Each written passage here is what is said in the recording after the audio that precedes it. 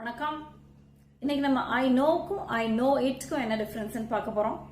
பார்க்கறதுக்கு ரெண்டுமே ஒரே மாதிரி இருக்கும், பட் வித்தியாசம் இருக்கு. ஐ நோனா எனக்கு தெரியும்னு அர்த்தம். ஸோ ஒரு விஷயம் நம்மளுக்கு தெரிஞ்சிருக்கு, we are aware of something, we understand something, அப்பதான் நம்ம ஐ நோன்னு சொல்லுவோம். For example, he is a doctor அப்படின்னு ஒருத்தர் நம்மகிட்ட சொல்றாங்கன்னா நம்ம ஐ நோ அப்படின்னு சொன்னோம்னா என்ன அர்த்தம்? I know that he is a doctor ன்னு அர்த்தம். ஸோ அந்த ஐ நோக்கு பின்னால ஒரு that clause போட முடியும். We are aware of the fact that he is a doctor. அதான் அர்த்தம்.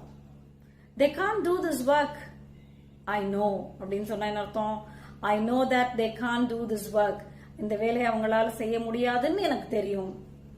But I know itனா என்ன?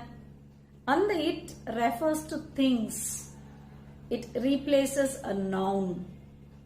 ஸோ அதுக்கு ஒரு எக்ஸாம்பிள் பார்க்கலாம். He works in a shop. I knowன்னு சொன்னோம்னா அவன் கடையில் வேலை பார்க்குறாங்கிற விஷயம் நம்மளுக்கு தெரியும். பட் இதே சென்டென்ஸ்க்கு he works in a shopக்கு I know itன்னு சொன்னோம்னா I know the shopன்னு அர்த்தம். அவன் வேலை பார்க்குற கடை எனக்கு தெரியும்னு அர்த்தம். இன்னொரு எக்ஸாம்பிள் பார்க்கலாம். She has bought a new house. I know means I know that she has bought a new house. But I know itன்னு சொன்னோம்னா I know the house that she has bought.